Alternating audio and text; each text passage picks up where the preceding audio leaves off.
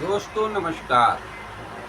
जहाँ सिस्टम चुप हो जाती है वहाँ नज़रअंदाज बोलता है और जिसे दुनिया नज़रअंदाज कर देती है उसे हम दिखाते हैं। तो आज हम एक बिहार के महत्वपूर्ण मुद्दे को लेके आए।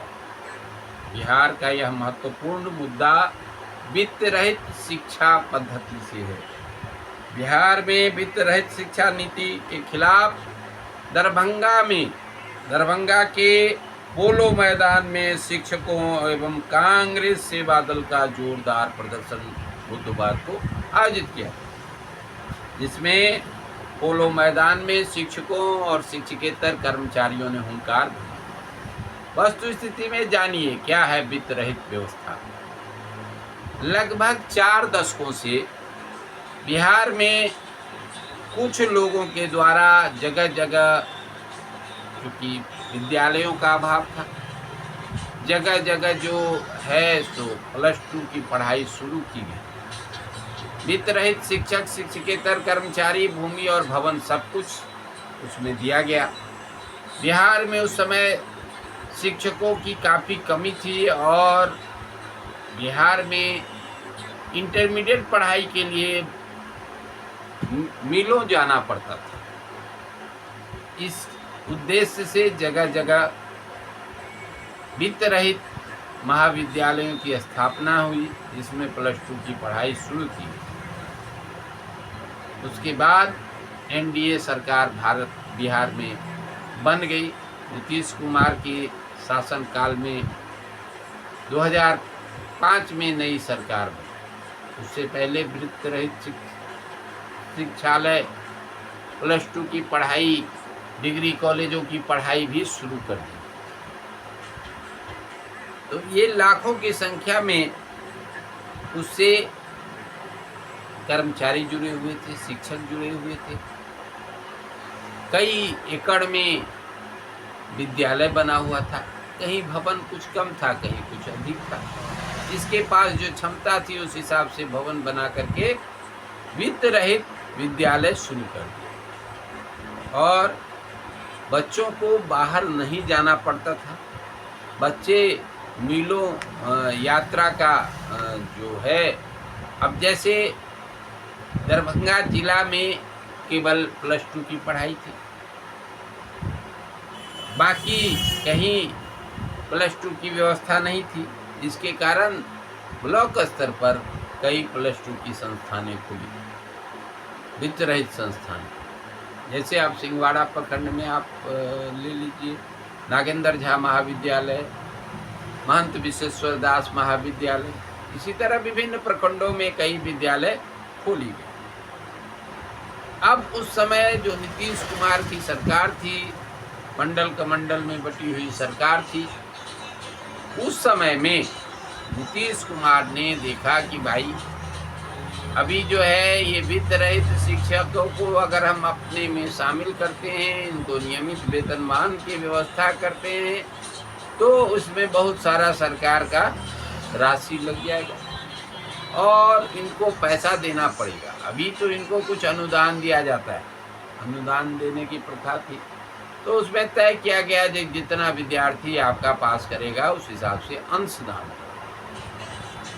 ये शिक्षक चूँकि इस आशा पर कि कभी न कभी सरकार को हमारी ज़रूरत महसूस होगी, क्योंकि सरकार जब बच्चों को पढ़ाना चाहेगी तो उसको इंटरमीडिएट की व्यवस्था और ग्रेजुएशन की व्यवस्था खोलनी ही पड़ेगी।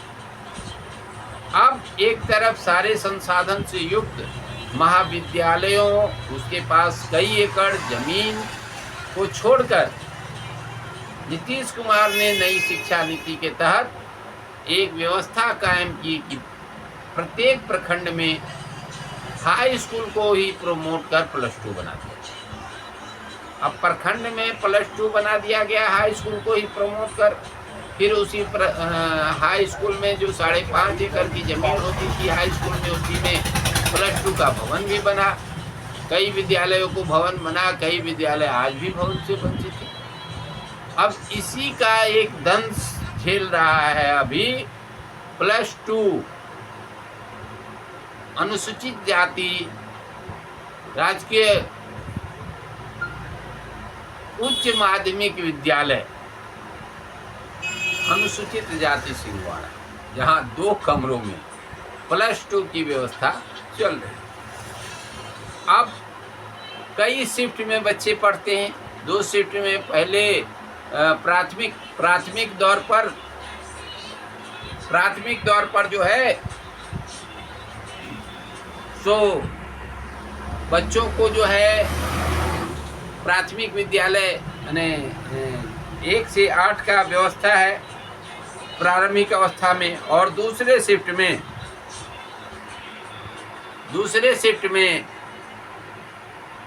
1 से 9 से 12 तक की व्यवस्था की जाती है। अब एक शिफ्ट में बच्चों को पढ़ाया जाता है 4 घंटे, और दूसरे शिफ्ट में बड़ों को पढ़ाया जाता है 4 घंटे, कमरा केवल 2 ही। अब सोचने की बात है कि इसमें बच्चे के शिक्षा का अधिकार का हनन हो रहा है कि नहीं। दूसरी तरफ नागेंद्र झा और महाविद्यालय और महंत विश्वेश्वर दास महाविद्यालय इसी क्षेत्र में है, जो वित्त रहित है, जिनमें कई एकड़ जमीन है, भवन भी बना हुआ है, और इन वित्त रहित शिक्षकों को अंशदान ही केवल मिलता है। एक तरफ कई विद्यालय में कई शिक्षक हैं, +2 अनुसूचित जाति टोला सिंहवाड़ा में जो विद्यालय है उसमें 2 ही कमरा है, तो 2 ही शिक्षक पढ़ाएंगे, बाकी शिक्षक बैठे रहते हैं, क्योंकि 2 कमरा में 2 ही क्लास चलेगा और 2 ही शिक्षक पढ़ा पाएंगे, बाकी शिक्षक इधर उधर बैठ करके समय बिताते हैं। पैसा गवर्नमेंट सबको देती है, तनख्वाह लोग उठाते हैं और अपना काम चलता है, कहीं भी कागज पर कोई दिक्कत नहीं है, चल रहा है +2 अनुसूचित जाति विद्यालय। और दूसरे तरफ नागेंद्र झा महाविद्यालय और महंत विश्वेश्वर दास महाविद्यालय में शिक्षक हैं, विद्यार्थी भी पहुंचते हैं, भवन भी है और कई एकड़ जमीन भी है, वहाँ केवल अंशदान दिया जाता है। तो इसलिए आज नज़रअंदाज के माध्यम से हम सरकार का ध्यान आकर्षण करते हुए कल के बुधवार को आयोजित बोलो मैदान में धरना प्रदर्शन के आधार पर मुख्य रूप से सरकार से कहना चाहते हैं, उन शिक्षकों का मांग को रखना चाहते हैं। उनका मांग है कि वित्त रहित शिक्षा नीति को तत्काल समाप्त किया जाए, सभी वित्त रहित विद्यालयों और महाविद्यालयों का सरकारी स्तर पर ही समायोजन हो, विभिन्न +2 विद्यालयों को उस विद्यालय को भी समायोजित कर लिया जाए, जो जहाँ भवन नहीं है, जहाँ क्या कहते हैं जो रूम नहीं है, तो वैसे विद्यालयों को उसमें समायोजित कर दिया जाए और वहाँ के शिक्षकों को भी समायोजन। साथ ही शिक्षकों और शिक्षकेतर कर्मियों को नियमित वेतनमान, सेवा सुरक्षा, पेंशन और सामाजिक सुरक्षा मिलना चाहिए। समान कार्य के लिए समान सम्मान और समान वेतन का नियम लागू किया जाए। इस व्यवस्था के तहत बुधवार को डॉक्टर संजय यादव, जो प्रदेश अध्यक्ष बिहार प्रदेश कांग्रेस सेवा दल के हैं, प्रोफेसर हैं, उनका मुख्यतः कहना था कि वित्त रहित संस्थानों के शिक्षक और कर्मचारी पिछले 4 दशकों से सीमित संसाधनों में भी बिहार की शिक्षा व्यवस्था की रीढ़ बने हुए हैं और इसके बावजूद उन्हें मूलभूत सुविधाओं और सेवा सुरक्षा से वंचित रखा गया है। सरकार को अब यह शिक्षकों के भविष्य को अधर में लटकते रहने के बजाय निर्णायक नीति बनानी चाहिए। वहीं दरभंगा के कांग्रेस सेवा कमेटी, कांग्रेस जिला कमेटी अर्बन के जिलाध्यक्ष डॉक्टर जमाल हसन कहते हैं कि यह लड़ाई किसी एक व्यक्ति या संगठन की नहीं, बल्कि बिहार के हजारों शिक्षकों और कर्मचारियों का हक, सम्मान और अधिकार की लड़ाई है। दरभंगा से उठी आवाज़ पूरे बिहार में फैलेगी और आने वाले दिनों में इस आंदोलन को उग्र व व्यापक बनाया जाएगा। साथ ही प्रदेश प्रभारी बिहार प्रदेश कांग्रेस सेवा दल के अफरोज खान कहते हैं, जब शिक्षा देने वाला शिक्षक ही आर्थिक व सामाजिक और सुरक्षा में रहेगा तो शिक्षा व्यवस्था कैसे मजबूत होगी। शिक्षक केवल वेतन के लिए नहीं बल्कि अपने सम्मान और सुरक्षित भविष्य के लिए सड़कों पर है। इस तरह से यहाँ जो कार्यक्रम हुआ पोलो मैदान में, उसमें कई लोगों की भागीदारी रही। जैसे कई लोगों का संचालन का जिम्मेवारी हुआ। मंच संचालन कार्यक्रम जो है उदय कुमार मिश्रा ने किया। उसमें जो प्रमुख कॉलेज थे, एमएम कॉलेज दरभंगा,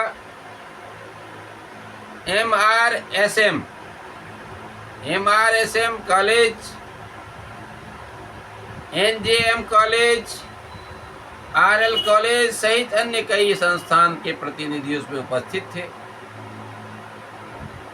उसमें जो उपस्थित प्रमुख नेता और शिक्षाविद थे, उसमें सीताराम चौधरी, रुचि सिंह, प्रिंस परवेज, अदावती की, Chandrashekhar Jha, doctor AK. Sinha, doctor Surendra Kumar, doctor Mahendra Kumar, doctor Rakesh Kumar, professor Khadim Hussain, professor Mahesh Kumar Mahto, professor Ravishankar Mishra सहित भारी संख्या में शिक्षक और कार्यकर्ता मौजूद रहे। उसके बाद धरना प्रदर्शन के अंत में सभी उपस्थित प्रतिनिधियों ने संकल्प लिया कि जब तक सरकार समायोजन, नियमित वेतनमान, पेंशन की मांगे पूरी नहीं करती, तब तक निर्णायक संघर्ष जारी रहे।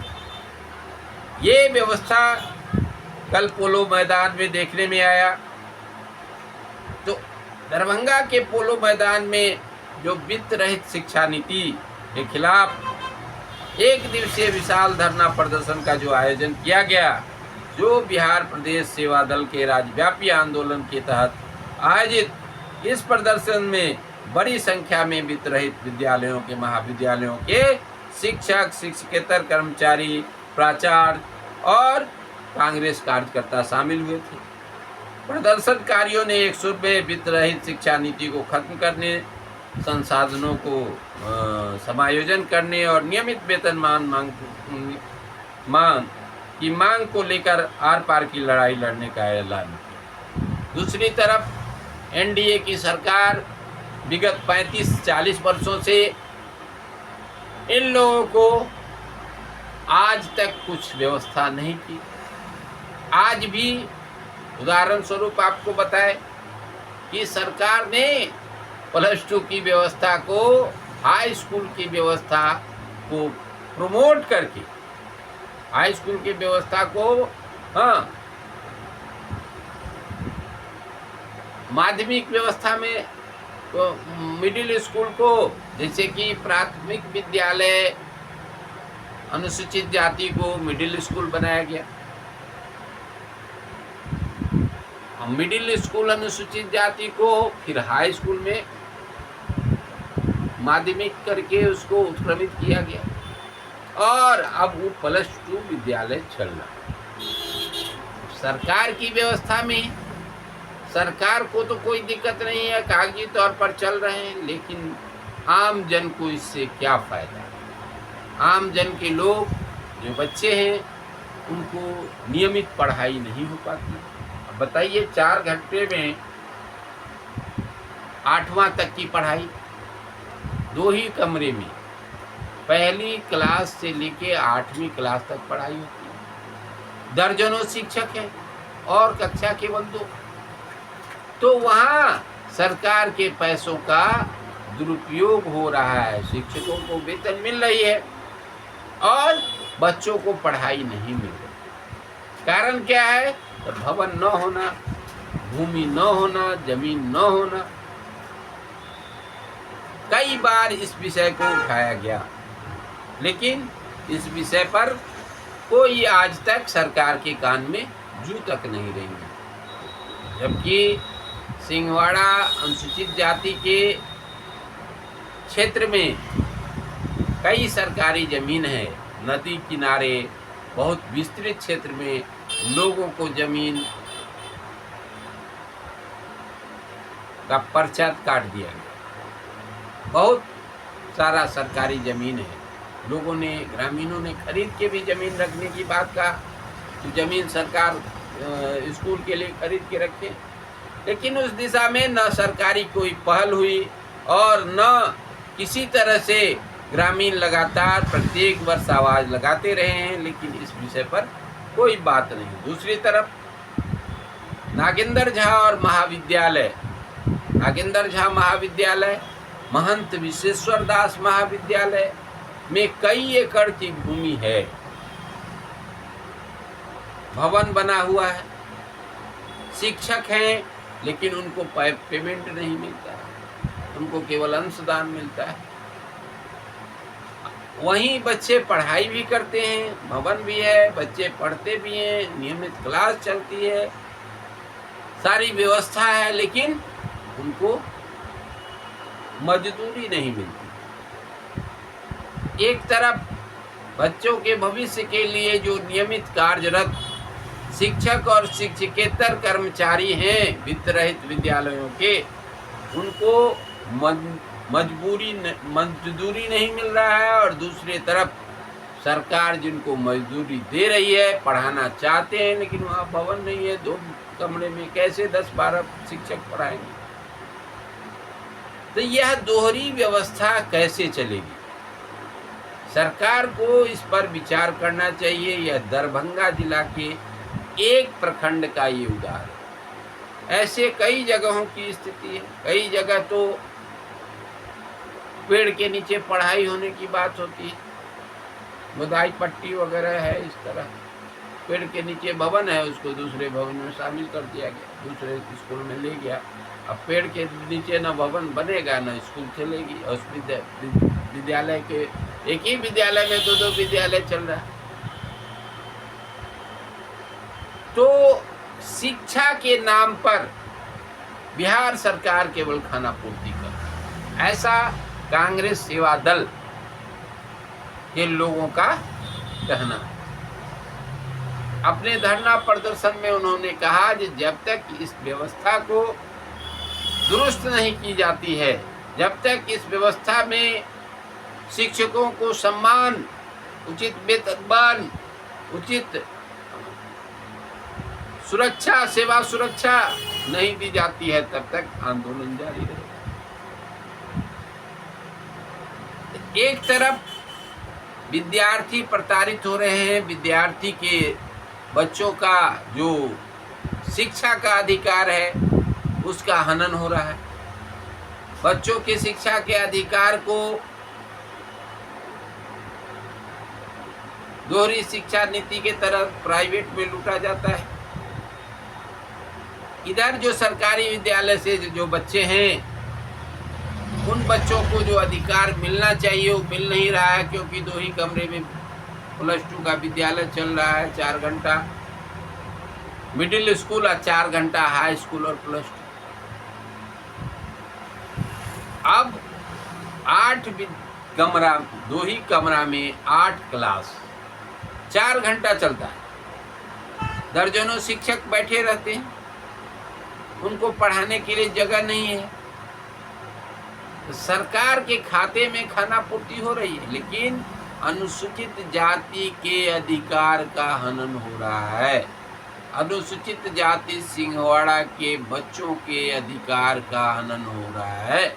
उस बच्चों के जो नहीं बोल सकते हैं, जिनको सरकार ने सबसे निचले पायदान पर रखा है, इसके लिए उनका कोई संगठन आगे नहीं आता है। क्या यह केवल नजरअंदाज की जिम्मेवारी है? क्या चिराग पासवान की जिम्मेवारी नहीं है? क्या जीतन राम मांझी की जिम्मेवारी नहीं है?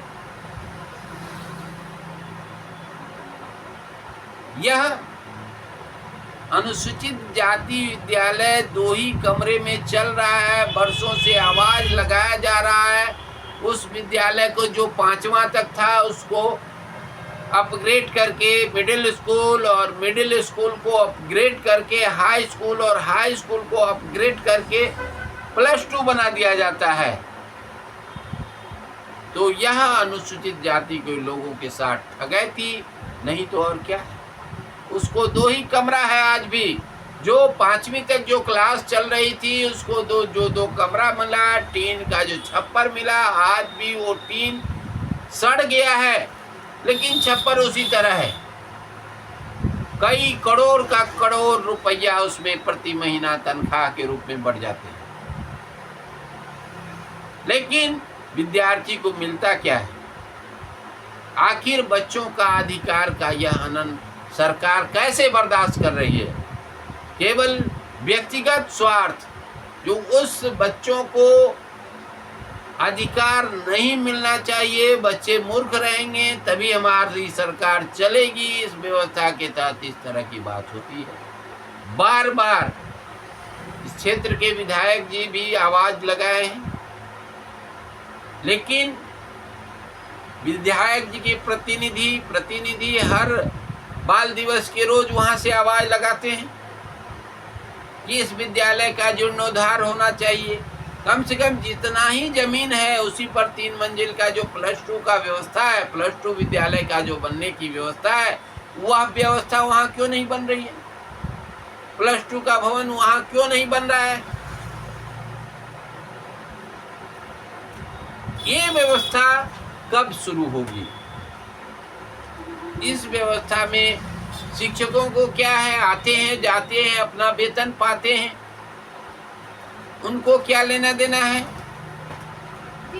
तो जिस लोगों के मत से प्राप्त करने वाले सरकार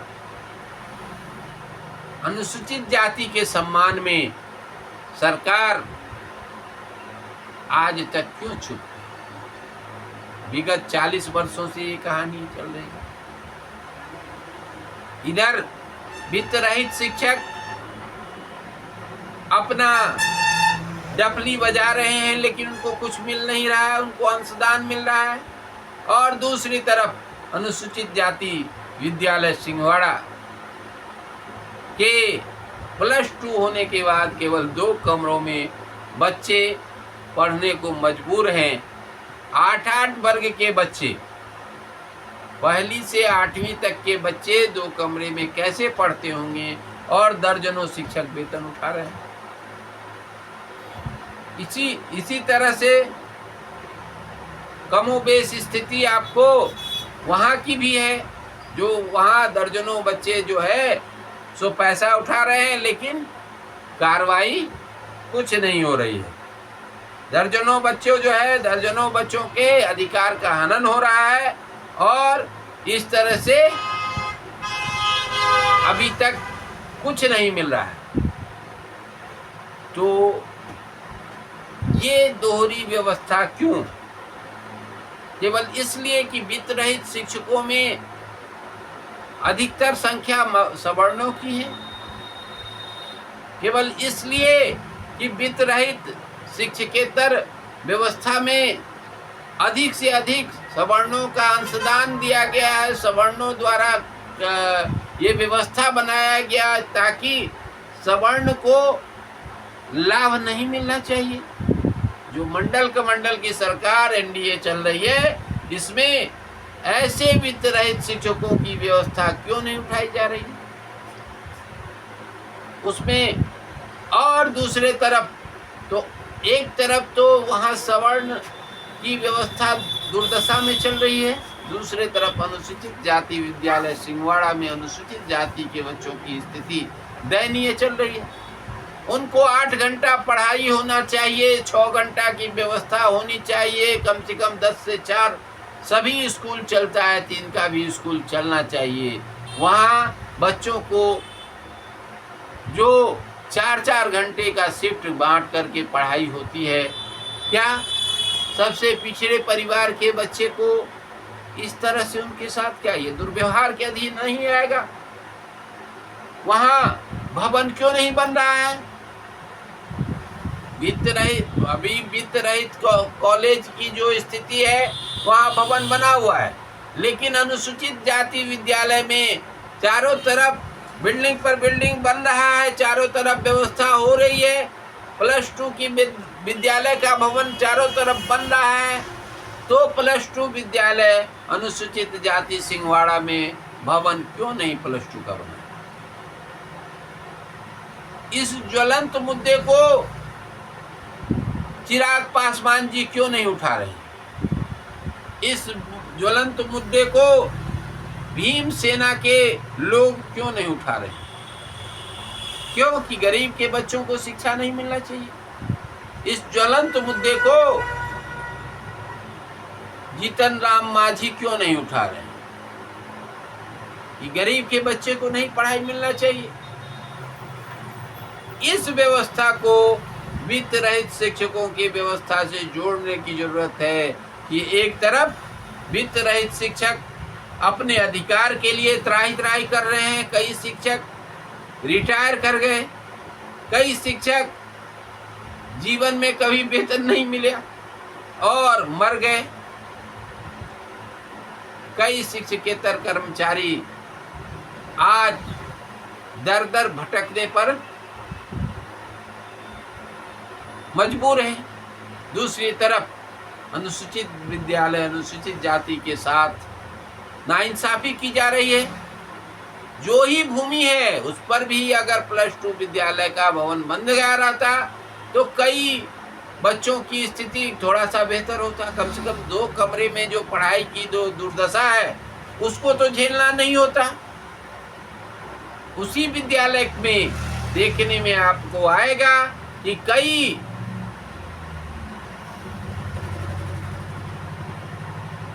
जगह के लोग आते हैं, कई समस्याएं उत्पन्न होती है, लोगों को क्या लेना देना है। वहाँ जो पढ़ाते हैं शिक्षक, उनको कोई मतलब नहीं है इससे, क्योंकि उनकी तनख्वाह नहीं रोकी जाती है, उनकी तनख्वाह चल रही है। वहाँ जो अभिभावक जिनके बच्चे पढ़ते हैं वो अक्सर मजदूर वर्ग के लोग हैं, 8 बजे जाते हैं और 5 बजे आते हैं, 8 बजे जाते हैं और शाम के 5 बजे 6 बजे आते हैं। उनको बच्चों के साथ क्या हो रहा है इससे क्या लेना देना है? उनके पास समय नहीं है, थक हार के आते हैं, रात में सो जाते हैं। बच्चों के विषय में पूछने का उनको मौका नहीं मिलता है। और जो नौजवान हैं, जो बच्चों ने पढ़ाई नहीं किया, किसी तरह से डिग्री हासिल कर लिया और उस क्षेत्र के जो नौजवान हैं वह विभिन्न वर्गों के झंडा ढोने में लगे हुए हैं। कौन उठाएगा आवाज उन बच्चों का? कौन इस आवाज को बुलंद करेगा कि अनुसूचित जाति विद्यालय में भी भवन बनना चाहिए? +2 विद्यालय में अगर सभी विद्यालय में +2 का भवन बन रहा है तो अनुसूचित विद्यालय का भी +2 भवन बनना चाहिए। अभी जो नदी के क्षेत्र में नदी पर सीढ़ी बना और जो नदी का जो सरकारी भूमि निकला है वह भूमि पर क्यों नहीं भवन बना? सरकार की जो भूमि है, सिंहवाड़ा में कई सरकारी भूमि है, तो उस पर भवन क्यों नहीं बन रहा है? जो जिस जगह पर 2 कमरा है उस जगह जो भूमि है, अगर उतना ही में +2 विद्यालय का भवन अगर बन जाता है, नीचे में हॉल नुमा भवन और ऑफिस, उसके ऊपर जो व्यवस्था है +2 विद्यालय के भवन का, अगर उस विद्यालय में एक ग्राउंड फ्लोर जोड़ दिया जाए अतिरिक्त, तो वहाँ बनाया जा सकता है बेहतर भवन। वहाँ भी बच्चों के लिए बेहतर शिक्षा व्यवस्था लागू की जा सकती है। लेकिन करेगा कौन? बिल्ली के गले में घंटी कौन बांधेगा? उसके जो वोट लेने वाले नेता माननीय चिराग जी, माननीय जीतन राम मांझी जी हैं, वो उनको फुर्सत नहीं है जो सिंहवाड़ा के +2 विद्यालय को देखें। और अनुसूचित जाति के बच्चे लगातार शिक्षा से वंचित हो रहे हैं। इसका दंश सिंहवाड़ा के लोग झेल रहे हैं और सिंहवाड़ा में उसका कोई सुधि लेने वाला नहीं है। तो आज यह एपिसोड आप लोगों को इसलिए दिया जा रहा है कि एक तरफ वित्त रहित शिक्षकों, शिक्षकेतर कर्मचारियों की आवाज़ उठाई जा रही है, लेकिन उस बच्चे को जिसको वोट देने का अधिकार नहीं है, उस बच्चे का दर्द कौन सुनेगा। दूसरी तरफ आपको +2 विद्यालय अनुसूचित जाति सिंहवाड़ा राजकीय उत्क्रमित माध्यमिक विद्यालय +2 अनुसूचित जाति सिंहवाड़ा की आवाज़ एक सरकार के कंट्राडिक्शन व्यवस्था को दर्शाती है। और यही बात मैं आप लोगों को समर्पित करता हूं। अगर आपको लगे जो इस आवाज़ को अधिक से अधिक बढ़ावा मिलना चाहिए ताकि चिराग पासवान के कान तक पहुंचे, ताकि जीतन राम मांझी के कान तक पहुंचे, भीम आर्मी के लोगों के कान तक पहुंचे कि यह अनुसूचित जाति के विद्यालय का जो यह व्यवस्था है इसमें बदलाव हो। हाँ, अनुसूचित जाति के बच्चों को भी शिक्षा पाने का हक है, इस व्यवस्था को दुरुस्त किया जाए। इसी बात के साथ सिस्टम के चुप होने की आवाज़ नज़रअंदाज आपको दिखला रही है। और इस बात को लाइक करें, शेयर करें, अधिक से अधिक लोगों के पास भेजें ताकि इस आवाज़ को प्रधानमंत्री और मुख्यमंत्री तक पहुंचाया जा सके। धन्यवाद।